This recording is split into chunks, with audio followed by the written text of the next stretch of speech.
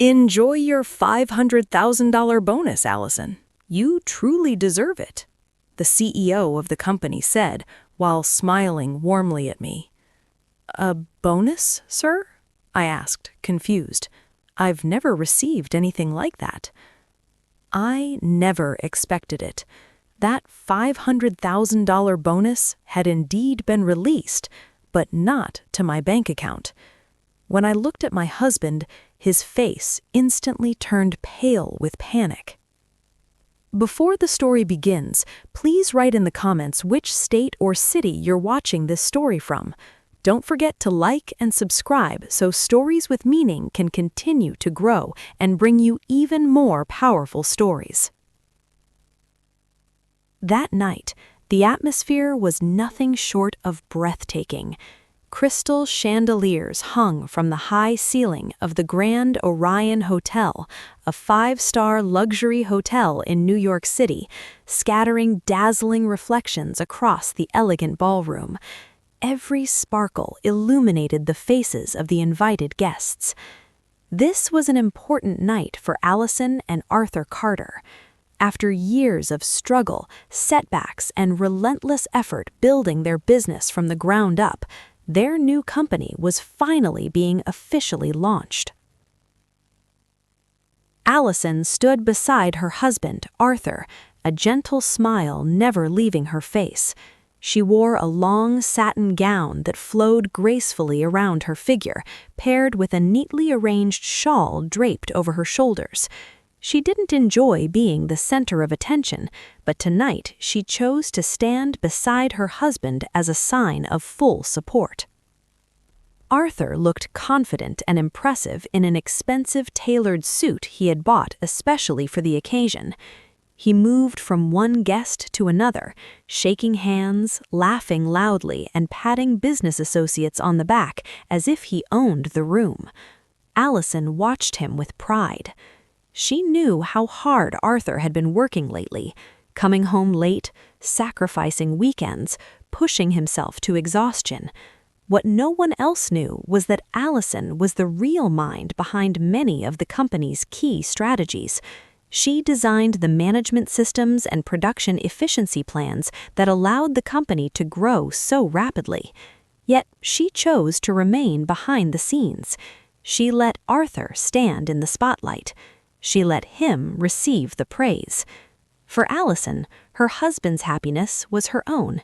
She was content being the silent pillar holding everything together without demanding recognition.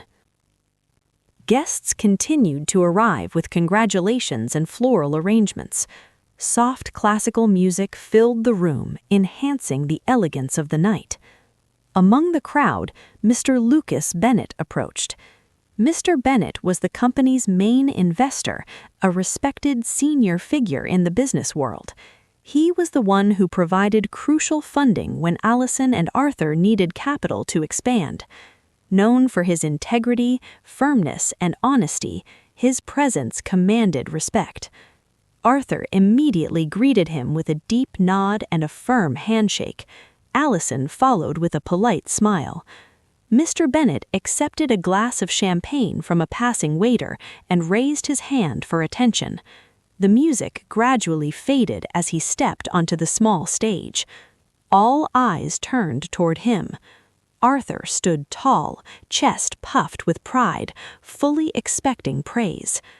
Allison gently held her husband's arm, her heart beating with quiet emotion. This was the culmination of everything they had worked for. Mr. Bennett cleared his throat and spoke confidently into the microphone. He praised the company's remarkable growth, the strong teamwork, and the promising future ahead.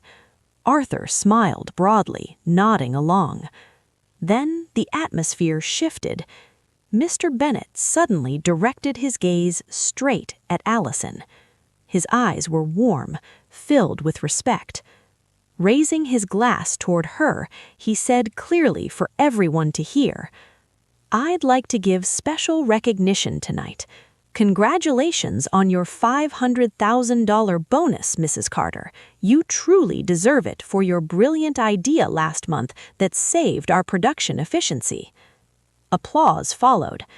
But to Allison, those words felt like a lightning strike. Her smile froze. A $500,000 bonus? She had never signed anything. She didn't even know bonuses were being distributed. Arthur had told her the company finances were tight due to the launch event. Confused, Allison looked at Mr. Bennet and asked, her voice trembling, what bonus he meant, because she had never received it. Mr. Bennet's smile slowly faded. He frowned, then pointed toward Arthur. Arthur told me last week that the bonus had already been transferred to your personal account as a surprise gift, he said, calmly. Silence fell. Allison turned to her husband. Arthur's once proud face was now ghostly pale. Cold sweat beaded along his temples. His eyes darted nervously, avoiding her gaze. She knew that look. It was the look of a man caught lying. Sensing the tension, Mr. Bennet stared at Arthur sharply, demanding an explanation without words. Before he could speak, Arthur suddenly laughed, loudly, unnaturally. He wrapped his arm tightly around Allison's shoulder, gripping her too hard. My wife likes to joke, he announced. She probably forgot to check her bank statements. She's been busy managing the house. Then, leaning close to her ear, his cheerful tone vanished. Stay quiet, he hissed. Don't embarrass me. His grip tightened. From the corner of her eye, Allison noticed a young woman standing near the buffet table. Samantha, Arthur's personal assistant. She was nervous, repeatedly adjusting her hair, her eyes locked anxiously on to Arthur. Their gazes met, a silent exchange of panic and secrets. What should have been the happiest night of Allison's life had just become the beginning of a nightmare. Fortunately, Allison knew the laptop password. She had seen Arthur type it many times before. She took a deep breath and entered the numeric combination, their wedding date. The screen unlocked. Allison immediately navigated to the financial folder. As one of the original founders of Carter Dynamics Group, she understood the company's financial structure inside and out, even though her access had been increasingly restricted by Arthur lately. She searched for the banking transaction history from the previous week, the exact date Mr. Bennet had mentioned. Her eyes scanned the rows of numbers on the screen. Her heart began to race. Then she found it. A single outgoing transaction totaling $500,000. But the recipient was not a vendor, not an operational debt account like Arthur had claimed. The name displayed on the screen made Allison feel as if all the oxygen had been violently sucked from her lungs. Transfer to Samantha Reed. Allison clamped both hands over her mouth to suppress the scream threatening to escape. The tears she had been holding back finally spilled down her cheeks. Samantha, Arthur's personal assistant, the woman who always smiled sweetly and acted politely whenever Allison visited the office. The same woman who had stood nervously in the corner of the ballroom the night before. So this was the truth.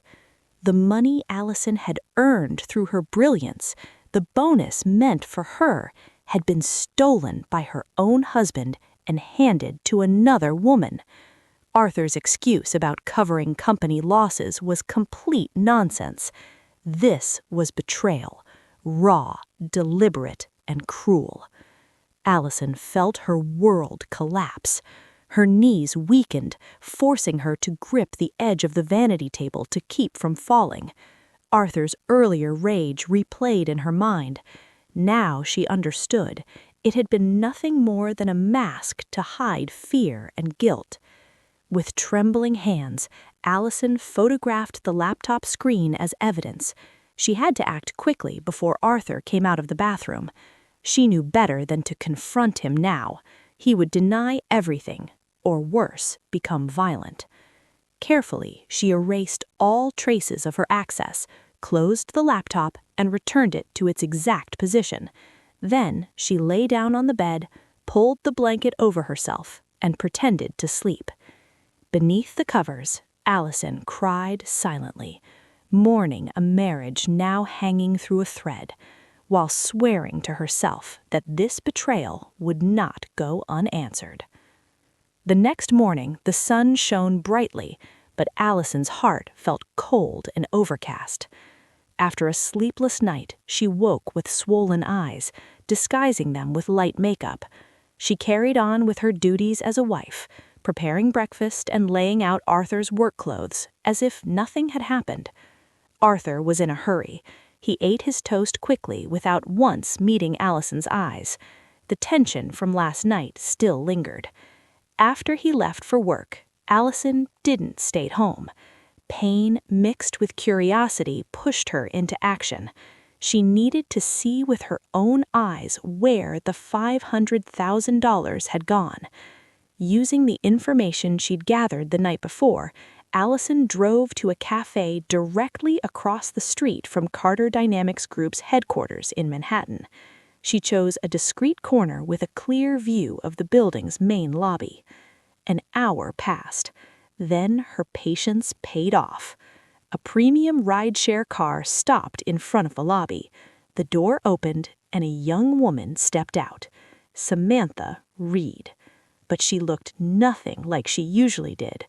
That morning, Samantha wore an expensive, perfectly tailored designer suit that hugged her figure flawlessly. What made Allison's breath catch, however, was the handbag Samantha carried proudly on her arm. It was a luxury European designer bag, priced at nearly the cost of a family-sized car. Allison recognized it instantly. She had once admired that very bag in a fashion magazine and mentioned it to Arthur months earlier. Back then, he had rejected the idea outright, lecturing her about living modestly and saving capital for the company. Now, that same dream bag hung effortlessly from his mistress's arm. Allison's heart felt crushed, not because she was materialistic, but because of the depth of Arthur's lies. She kept watching. Samantha walked with her chin held high, greeting the security guard arrogantly as if she owned the place. Her high heels looked brand new, gleaming under the morning light, clearly not budget items. Allison calculated silently. Just the outfit and accessories Samantha wore that morning likely cost tens of thousands of dollars. Money that rightfully belonged to Allison. Money earned through her intellect and hard work, now being used to decorate the woman destroying her marriage. Allison clenched her fists on the cafe table until her knuckles turned white. She felt like a fool who had been deceived for years. That evening, Allison returned home carrying a mountain of silent evidence in her mind. She forced herself to stay calm before Arthur arrived. When she heard Arthur's car pull into the garage, she took a deep breath. As soon as Arthur entered the living room, Allison spoke, her tone flat, controlled, but demanding. She asked why their household finances felt unusually tight despite the company making large profits. She also casually mentioned seeing Samantha wearing luxury items at the office. The moment Samantha's name left her mouth, Arthur stiffened. He threw his briefcase on the couch and began yelling again. He accused Allison of being jealous and irrational, defending Samantha by claiming the items were probably fake or gifts from her parents. Before the argument could escalate, the doorbell rang, repeatedly, impatiently. Arthur opened the door. Standing there was Helen Carter, Arthur's mother, a middle-aged woman with a perpetually sharp expression. Without greeting anyone, Helen marched inside and sat on the main sofa, shooting Allison a look of pure disdain. Arthur had clearly complained to her. Helen immediately began scolding Allison, her voice shrill. She accused her of being an ungrateful wife, claiming Arthur worked tirelessly day and night for the family, while Allison only nagged and questioned him about money. The insults kept coming, calling Allison a burden who only knew how to spend her husband's earnings. Allison stayed silent. She was used to Helen's blind defense of Arthur. But when Helen raised her arm to adjust her shawl, a flash of light caught Allison's eye. On her wrinkled wrist hung a thick gold bracelet with intricate engravings, accompanied by a dazzling diamond ring. Allison's heart pounded. She recognized those pieces. Days earlier, while preparing Arthur's suit for dry cleaning, Allison had found a luxury jewelry store receipt hidden in his inner pocket. At the time, she had thought it might be a gift for her. She was painfully wrong. The receipt date was 1 day after the $500,000 bonus had been transferred. So the money hadn't gone only to Samantha. It had also been used to buy Helen's silence or indulge her lifestyle. Allison felt surrounded by traitors. Her husband had stolen her money for her mistress and her mother, while she, the rightful owner, was being verbally abused in her own home. As Helen continued praising Arthur's supposed virtue, Allison felt a wave of disgust wash over her. In that moment, she realized she was completely alone in that house. Arthur and Helen were a manipulative duo, protecting each other's corruption. Without saying a word, Allison turned and walked back to her bedroom, leaving mother and son laughing triumphantly in the living room, convinced they had silenced her. But inside her room, Allison did not cry anymore. Her tears were gone. All that remained was steel resolve to repay every ounce of pain they had inflicted. Days turned into agonizing weeks. The atmosphere at home grew darker. Arthur no longer hid his resentment. He rarely came home, and when he did, he slept in the guest room, claiming exhaustion and a need for peace. At the same time, Allison noticed drastic changes at the company. One morning, when Allison tried to access the company's banking system to review monthly cash flow, a message appeared on her screen. Access denied. Password has been changed. Her corporate email was also inaccessible. When Allison called the IT department, the staff member nervously explained that it was a direct order from Mr. Arthur Carter, citing system security upgrades. Allison knew it was a lie. Arthur was cutting off her wings, deliberately blinding her to what was happening inside the company she had helped build. Arthur and Samantha were... Arthur came home that evening carrying a thick stack of documents, his tone deliberately gentle, a sharp contrast to his harsh behavior over the past few days. He approached Allison, who was quietly reading a book in the family room. Arthur handed her the documents along with a pen. "These are updates for our business licenses and annual tax filings," he said calmly. "They just need your signature as one of the shareholders. If you sign tonight, the notary can process everything first thing tomorrow morning." But Allison's instincts, now sharpened by betrayal, immediately sensed something rotten. She didn't sign. Instead, she pressed a hand to her temple and pretended to have a severe headache. She said she needed to read everything carefully in the morning after taking some medicine. Arthur's jaw tightened. His face hardened as he struggled to suppress his irritation. He didn't dare force her, afraid it would only raise more suspicion. Finally, he tossed the folder onto the table and stormed off to the balcony to smoke. Allison waited several minutes until she was sure Arthur was distracted. Then, moving silently, she crept toward the slightly open glass balcony door. The night breeze carried cigarette smoke and Arthur's voice. He was on the phone with Samantha Reed. His voice was low but unmistakably intimate and calculating. Arthur told Samantha to be patient just a little longer. He complained about how difficult it was to persuade Allison to sign the documents. What he said next made Allison's blood freeze. Arthur stated clearly that once Allison signed the documents transferring ownership of the commercial properties and land, all assets would officially become his alone. After securing the assets, he would immediately file for divorce. He let out a soft laugh, a laugh that sounded cruel and predatory, then added that he would throw Allison out of the house without a single dollar. He called her boring, useless, no longer of any value to him. Arthur even promised Samantha that they would soon marry legally and honeymoon in Europe using the money from selling the assets he planned to seize from Allison. Hearing this, Allison's entire body trembled, not from sadness, from rage. So the documents he had presented were not tax paperwork at all. They were asset transfer agreements, disguised to strip her of everything. Her husband wasn't just cheating, he was planning to financially destroy her and discard her like trash after draining her dry. Allison slowly backed away from the balcony door and returned to her bedroom, her breathing rapid and shallow. She stared at her reflection in the mirror.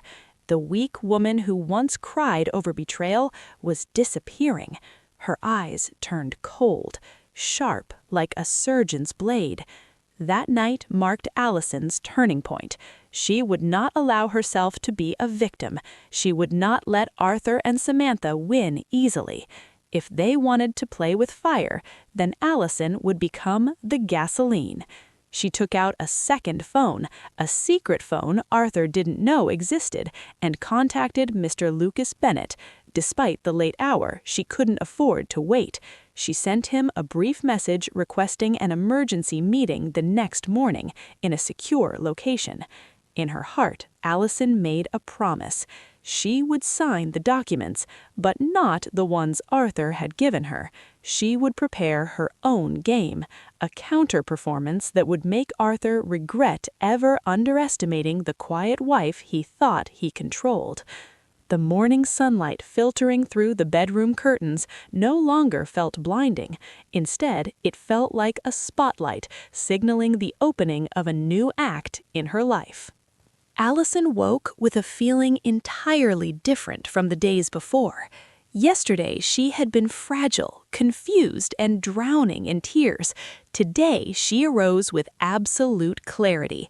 The pain from Arthur and Samantha's betrayal hadn't vanished, but it had transformed into burning fuel inside her chest.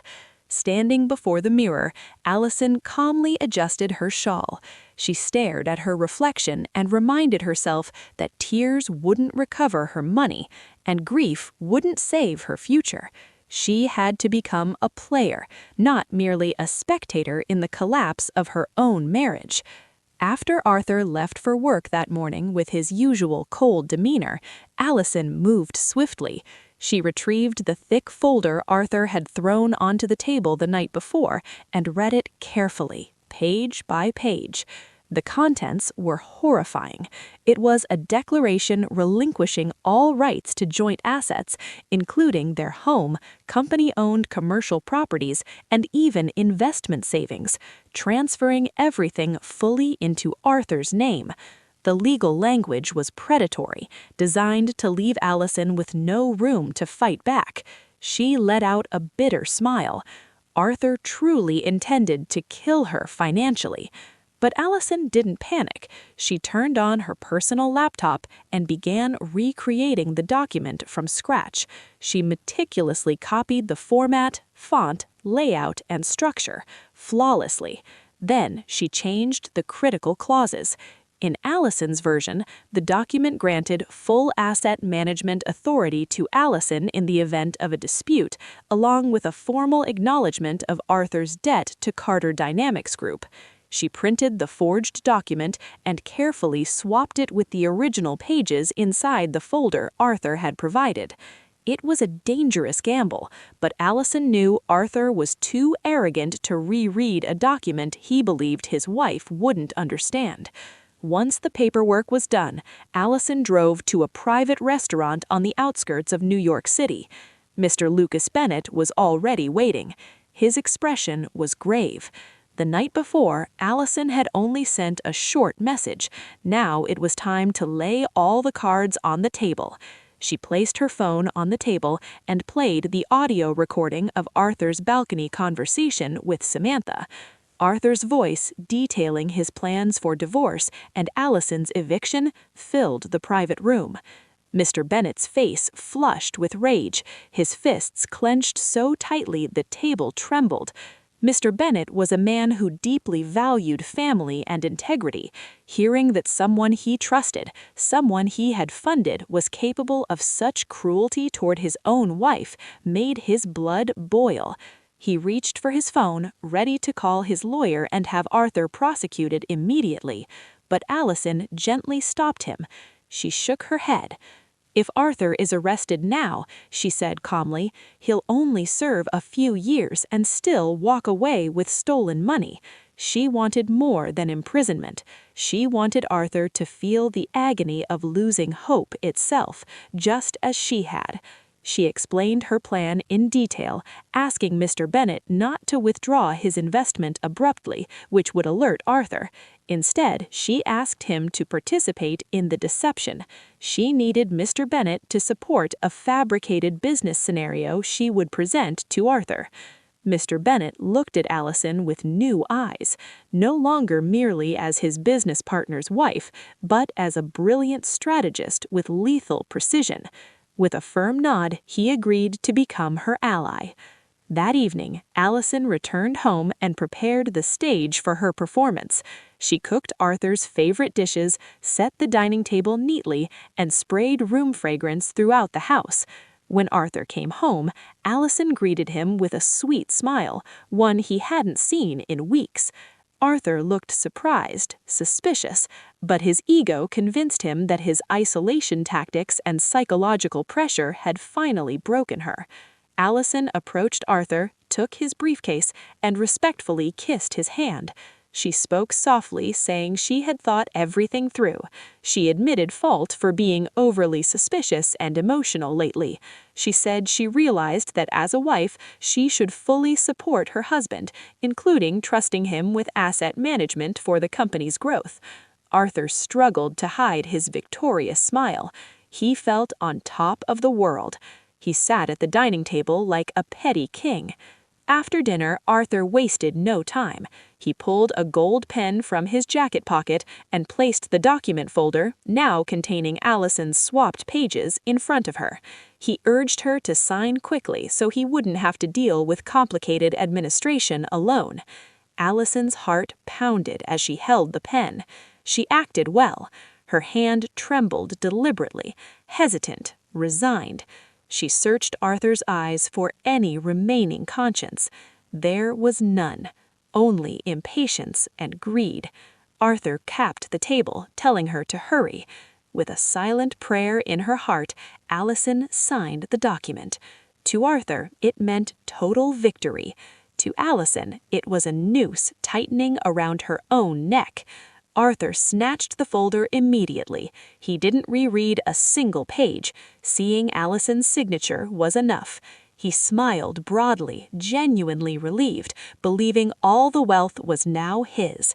He even hugged Allison briefly, a hollow embrace that made her stomach churn. That night, Arthur slept soundly, dreaming of luxury vacations with Samantha. Meanwhile, Allison lay awake, staring at the ceiling, carefully planning the next strike, one that would land far harder. Beneath the calm surface, however, a powerful current was raging. Arthur Carter, convinced that his position was now completely secure, returned to his affair with Samantha Reed and began coming home less and less. He had even grown bold enough to answer Samantha's calls right in front of Allison Carter, casually dismissing them as urgent work matters. Allison allowed it all to happen. She was waiting for the perfect moment to cast her biggest bait. That opportunity came during Sunday breakfast. Arthur was sitting comfortably at the dining table, scrolling through business news on his tablet. Allison sat across from him, sipping her warm tea. With a relaxed, almost careless tone, she casually mentioned that the day before, she had accidentally run into an old acquaintance who worked at a federal ministry in Washington. Allison began weaving her lie with meticulous precision. She said that her acquaintance had offered her a government procurement project with a staggering contract value reaching tens of millions of dollars. She added, sounding uncertain, that the net profit from the project could reach $10 million in just 3 months. But Allison quickly followed with a dismissive remark. She said she didn't feel capable of managing such a massive project, and because the upfront capital required was simply too large. The moment Arthur heard the figure $10 million, his eyes widened. He placed a tablet down without another glance. His greed had been triggered instantly. Leaning forward eagerly, Arthur began bombarding Allison with questions about the details of the project. Allison pretended to be indifferent. She said the project was far too risky, especially since it required an initial cash guarantee of $2 million to be deposited within 24 hours as proof of the vendor's seriousness. She added that Carter Dynamics Group didn't have enough liquid cash, and she had no intention of stressing herself out by hunting for loans. Ironically, Allison's apparent lack of interest only fueled Arthur's obsession. In Arthur's mind, this was the golden opportunity to multiply his wealth before divorcing Allison. If he could secure $10 million, he could live like a king in Europe with Samantha forever. Arthur abruptly took control of the conversation. He scolded Allison for rejecting what he called a blessing right in front of her eyes. In his usual arrogant, know-it-all tone, Arthur lectured her that real business required courage and that Allison was simply too timid. Without consulting her further, Arthur unilaterally decided that they would take the project. The problem surfaced when Arthur checked the company's bank balance. He had forgotten that the funds had already been drained by his extravagant lifestyle with Samantha, luxury cars, jewelry, and the renovation of Samantha's apartment. The remaining balance was nowhere near $2 million. Cold sweat began to form on Arthur's forehead. Time was ticking. Allison calmly reminded him that the deadline for the guarantee deposit was tomorrow afternoon. Arthur panicked. He refused to lose this $10 million opportunity. In his desperation, he called Samantha and asked her to meet him at a discreet cafe. There, Arthur explained the massive project to her. Samantha, just as greedy and money-obsessed, had her eyes light up the moment she heard $10 million. She urged Arthur to do whatever it took to secure the capital. Then she offered a reckless idea. Samantha suggested that Arthur mortgage the deed to the luxury house they were currently living in and the deed to Helen Carter's house. According to Samantha, it would only be temporary. Once the project started and the advance payment was released the following week, they could redeem the deeds, pay the interest, and still walk away with millions in profit. Arthur hesitated at first. Those properties were his last truly valuable assets. But Samantha kept whispering sweet promises and vivid dreams of unlimited luxury. She reassured Arthur that Allison would never find out, since the property deeds were locked in a safe that only Arthur could access. Blinded by greed and seduced by fantasy, Arthur's logic finally collapsed. He agreed. That very afternoon, Arthur went to his mother's house. With a performance worthy of an award, he lied to Helen Carter, his own mother. He told her that his company was on the verge of becoming a corporate giant and that he needed her house deed briefly for bank verification purposes. Helen Carter, who adored her only son and understood nothing about business, handed the deed to the old family home without hesitation. She trusted him completely. She believed her son was about to make her wealthier and more respected. After obtaining both property deeds, Allison's home and his mother's home, Arthur immediately contacted one of Samantha's connections, a high-level loan shark disguised as a fast finance institution.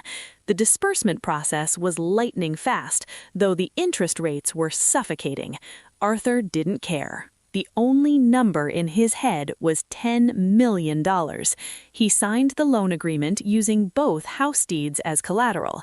That same afternoon, $2 million was transferred into Arthur's personal bank account.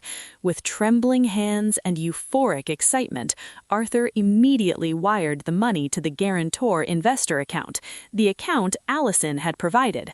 Arthur had no idea that the investor account was actually a special escrow trap created by Allison's lawyer in cooperation with Mr. Lucas Bennett, specifically to ensnare him.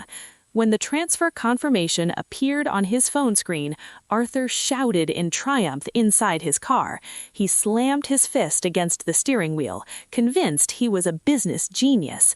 He immediately called Samantha to celebrate what he believed was their first major victory.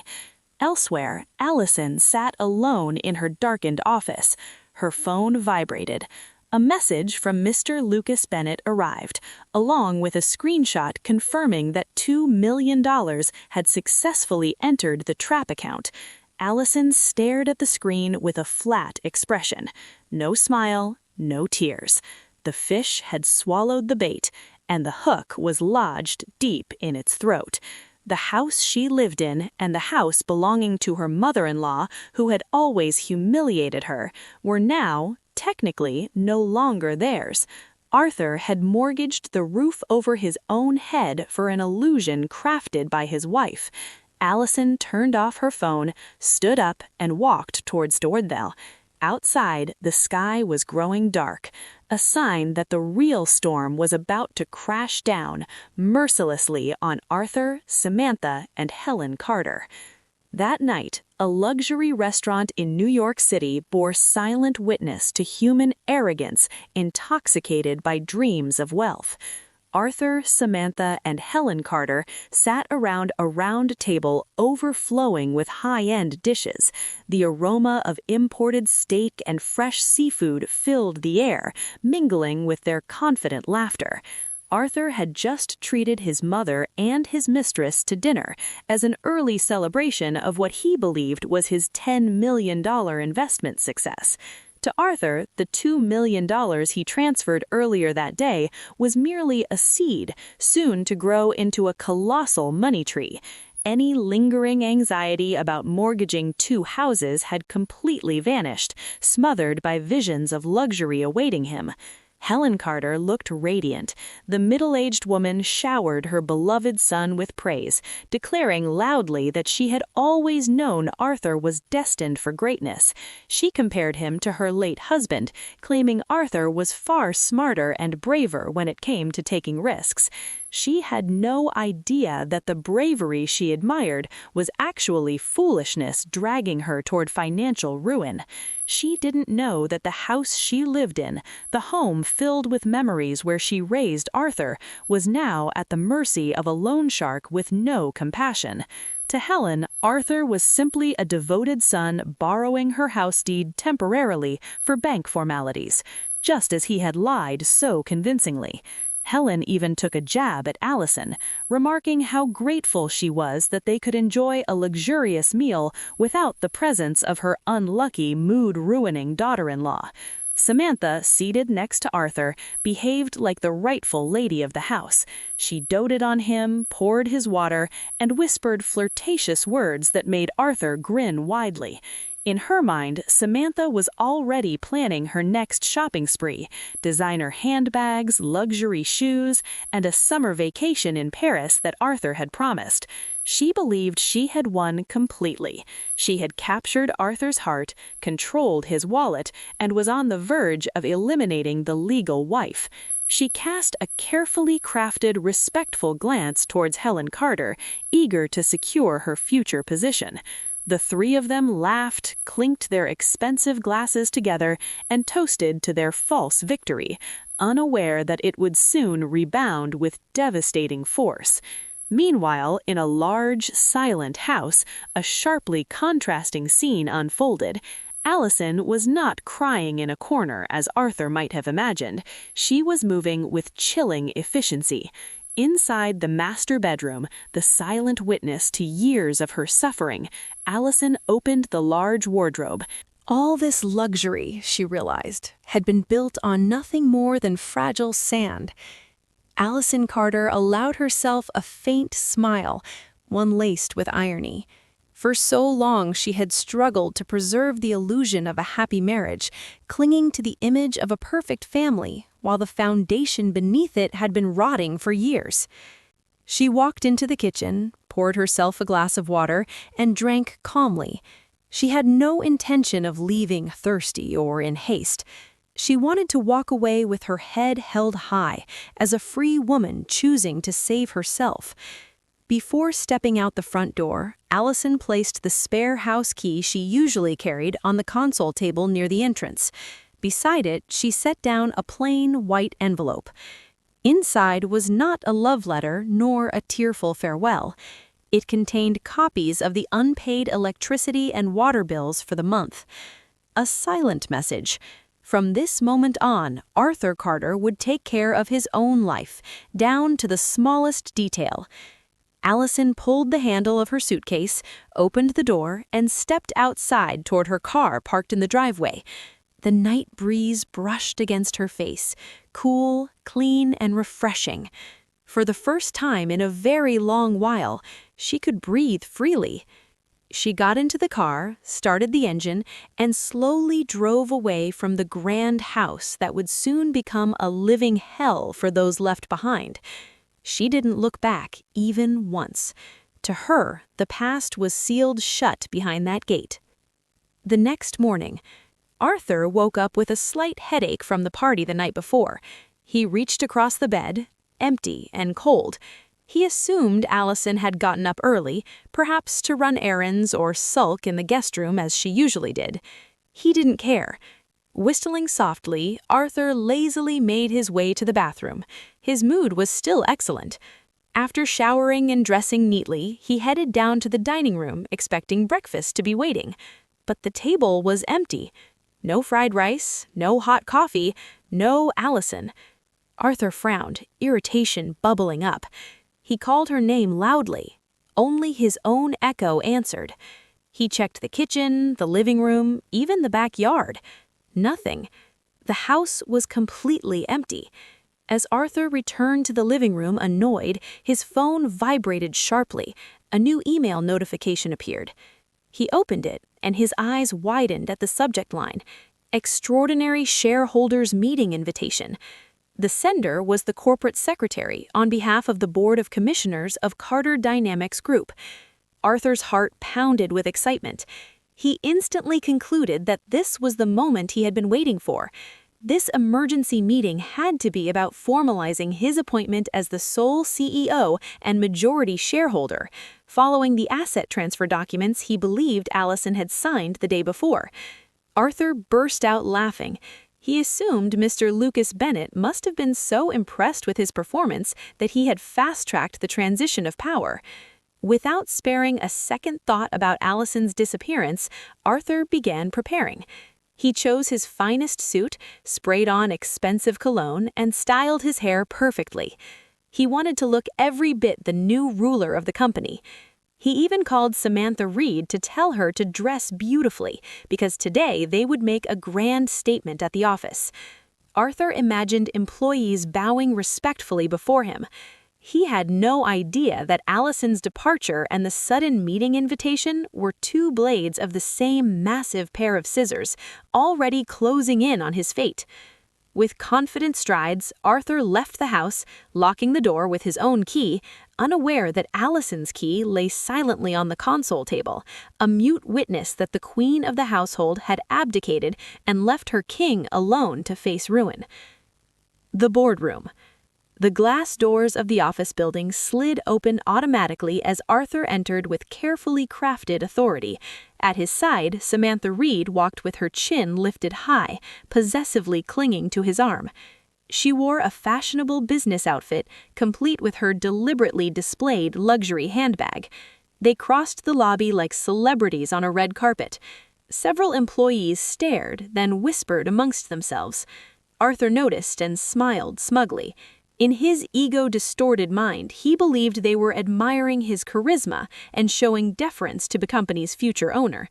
In reality, their looks were filled with confusion, pity, and disgust, watching their boss openly parade his mistress on the day of a critical meeting. Arthur and Samantha entered the executive elevator and pressed the button for the top floor. Inside, Arthur enthusiastically discussed plans to renovate his office, replacing all the furniture with more luxurious pieces worthy of his status. Samantha chimed in, suggesting a modern redesign of the lobby. They were dividing power that didn't yet exist. When the elevator doors opened, the executive floor felt unnervingly silent and formal. The board secretary greeted them with a flat, emotionless expression and escorted them to the large conference room at the end of the hall. Arthur pushed the door open confidently, expecting applause, or at least welcoming smiles. Instead, the sight inside stopped him cold. The room was full. At the head of the long table sat Mr. Lucas Bennett, his face stern and unyielding, nothing like his usual cordial demeanor. Along both sides were minority shareholders, the company's legal team, and several unfamiliar faces who looked unmistakably like attorneys. And at the far end of the table sat Allison Carter. She was composed, dressed in a sharp formal outfit, her shawl neatly arranged. Her gaze was fixed straight ahead, expressionless, as if Arthur were nothing more than a stranger. Arthur's confidence wavered, but only briefly. He convinced himself that Allison was merely there as a formality to witness the transfer of power. He pulled out a chair for Samantha beside him.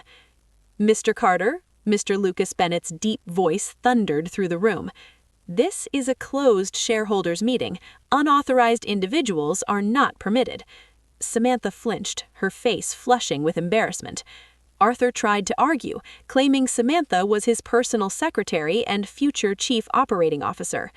Mr. Bennett cut him off sharply, ordering Samantha to either sit at the back of the room or leave. Humiliated, Samantha retreated to a corner seat, clutching her expensive bag nervously. The trap springs. The meeting did not begin with appointments or promotions, but with an investigative audit. Mr. Bennett stood and went straight to the point. The projector screen lit up. The first slide displayed a transfer of $500,000 from the company account to Samantha's personal bank account. Whispers filled the room. Arthur's face turned pale. He opened his mouth to deny it, claiming system error or an employee loan, but Mr. Bennett did not allow him to speak. The next slide appeared. CCTV footage showed Arthur and Samantha in intimate situations inside the office during working hours, followed by records of Samantha's luxury purchases, dates perfectly matching company fund withdrawals. Mr. Bennett stared at Arthur with a gaze cold enough to freeze water. This company does not tolerate thieves, especially those hiding behind executive titles. Arthur felt his throat tighten. Desperate, he argued that he was the owner of the company and had the right to use the money. That was when Allison finally spoke. Her voice was calm, razor-sharp. She reminded Arthur that he seemed to have forgotten who provided the original capital for Carter Dynamics Group. Then she pulled out a document from her bag, the original incorporation papers, proving that the controlling shares were held by a legal entity owned by her family prior to marriage, long managed passively. The final blow followed. Mr. Bennett displayed the last slide, a record of the $2 million transferred into the escrow account the previous afternoon. He explained that the funds were flagged as attempted money laundering and asset misappropriation, involving a suspicious third-party lender. The so-called $10 million project was fictitious. The $2 million raised by mortgaging the houses was gone, locked in the system he could no longer touch. Suddenly, Samantha's phone rang sharply from the corner of the room. She answered with trembling hands. The next second, she screamed hysterically. Crying uncontrollably, Samantha shouted that men were clearing out her apartment and seizing her new car downstairs. Because the mortgage funds were tied to fraud, the lenders, believing they'd been deceived, had swiftly moved to seize additional collateral Samantha had foolishly signed over. The room descended into chaos. Samantha angrily shouted accusations at Arthur, her elegant facade collapsing into a humiliating spectacle. Then the door opened again. 2 uniformed police officers entered, followed by Allison's legal team. The room went dead silent.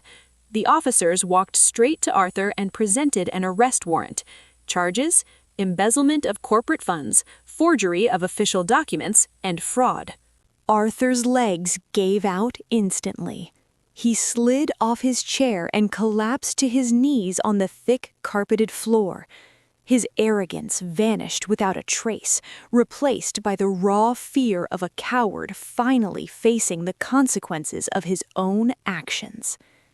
Arthur looked up at Allison Carter, his eyes glassy with tears, silently begging for mercy. He crawled closer, reaching toward his wife's feet, completely abandoning the last shreds of dignity he had left in front of the shareholders.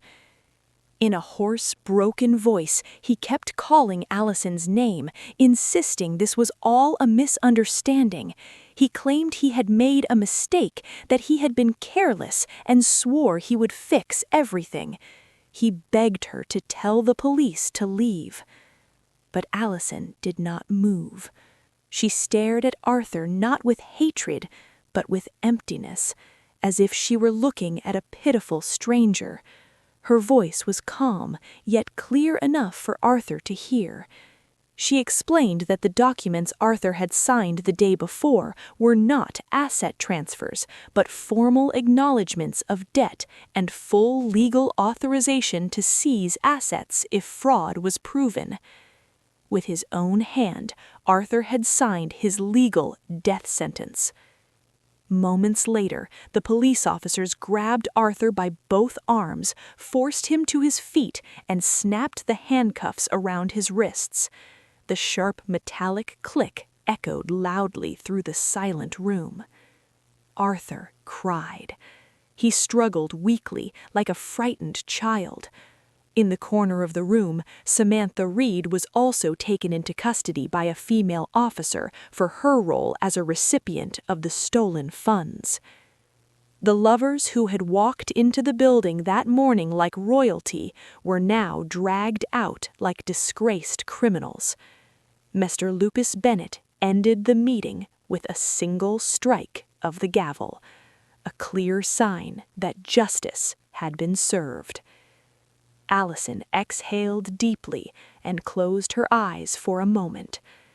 The greatest storm had passed, destroying the parasites in her life and leaving behind empty ground, ready to be rebuilt on a far stronger foundation. At the police station. The police station was chaotic that day, but for Arthur, the world had stopped spinning. He sat on a cold metal chair inside a cramped interrogation room. The walls were dull and stained, reeking of dampness, an unbearable contrast to the fragrant, air-conditioned executive office he once ruled. His hands remained cuffed on the table. His expensive suit was wrinkled and filthy, his tie hung loose, and his once perfectly styled hair was now a mess from repeatedly clawing at it in frustration. Across from him, a police investigator calmly flipped through stacks of evidence provided by Allison's legal team. Every page sounded like another verdict sealing Arthur's future. Arthur tried to defend himself, claiming he was a victim of an investment scam. The investigator only smirked. Bank transfer records showing company funds flowing into Samantha Reed's personal account, along with unauthorized use of marital property certificates, were undeniable legal facts. Helen Carter's collapse. While Arthur was being interrogated, another drama unfolded outside. Helen Carter arrived at the station in a taxi, breathless and frantic. Her face was a mix of panic and fury. She had been informed by a former employee that Arthur had been arrested. Shouting hysterically, Helen stormed into the police lobby, screaming that her son was a respected executive, not a criminal. She insulted the officers and demanded Arthur be released. Immediately, her access was denied. Enraged and confused, Helen decided to return home to retrieve the original property deeds, believing they would secure Arthur's release. When she arrived at her old family home, her heart nearly stopped. A large seizure notice bearing court and financial institution logos was plastered across the gate. Several security officers stood guard, while others loaded furniture and electronics onto an open truck. Helen screamed and rushed forward, insisting this was her home, her late husband's legacy. An officer showed her the loan agreement Arthur had signed the day before. The house deed had been used as collateral for a $2 million emergency loan, now in total default due to confirmed fraud. Helen's eyes widened. Arthur's signature was immaculately there. Her legs gave way, and she collapsed onto the scorching pavement as neighbors gathered, whispering and staring. The woman who once boasted endlessly about her son's success and humiliated Allison in front of everyone was now an object of pity and ridicule. Then only did Helen realize the truth. The son she defended blindly gambled away her home for reckless greed. The pain of betrayal by her own blood was far worse than losing the house. Helen sobbed uncontrollably on the sidewalk, calling her late husband's name. No one came to help. She was now homeless, without money, without shelter, and without a family that cared. Samantha's fall. In a separate women's detention cell, Samantha Reed curled up in the corner. Her makeup had melted away, leaving her looking pitiful. Her high heels and designer handbag had been confiscated as evidence. She cried endlessly, not out of remorse, but despair over how drastically her life had changed in matter of hours. Investigators charged her as an active participant in embezzlement and money laundering. Evidence showed she had manipulated Arthur and received the largest share of the stolen funds. Her dream of a luxurious life in Europe was gone. Now, all that awaited her was years behind bars. She tried calling her socialite friends for legal help. Every number was blocked. The glamorous world she worshipped had abandoned her. The final visit. That night, after processing was complete, Arthur was told someone wanted to visit him. Hope surged through him. "It's Allison," he thought. "She won't let me rot here." He fixed his hair as best he could and put on his most pitiful expression as he was led into the visitation room, separated by thick glass. And there she was, Allison Carter, calm and composed. Arthur grabbed the phone immediately, his hands trembling. He begged, cried, blamed Samantha, claimed he loved Allison, and promised to repay everything once released. Allison listened without emotion. When Arthur finally ran out of breath, Allison lifted the phone and spoke clearly. She asked if he remembered the company launch party, the moment Mr. Lucas Bennett raised a glass and congratulated her on the $500,000 bonus. Arthur nodded, confused. Allison said that at the time she felt small and foolish, that now she understood that $500,000 was a very cheap price to see Arthur's true face. She told him she would not withdraw the report. She wanted him to experience every second in prison as time for reflection. That bonus, she said, was the VIP ticket Arthur had purchased for his own destruction. Arthur screamed in rage, calling her a heartless wife. Allison had already hung up the phone. She adjusted her bag and walked away without looking back. Arthur pounded the glass, screaming her name, until officers dragged him back to his cell. 6 months later. 6 months passed. Arthur's prison life was brutal. He was bullied constantly, tormented by inmates who despised his weakness. The tasteless food, hard bedding, and lack of privacy crushed him daily. He felt regret, not for his crimes, but for being caught. Samantha fared no better. Stripped of luxury, isolated and assigned to clean prison bathrooms every morning, she aged rapidly. Her dreams turned to dust. Helen Carter ended up in a government-run nursing facility, alone among strangers, waiting endlessly by the gate for a son who would never come. Allison's rise. Meanwhile, in a modern skyscraper in New York City, Carter Dynamics Group flourished. Allison rebranded the company, purged corrupt management, and implemented transparent leadership. Under her sole direction as CEO, the company doubled in growth. That night,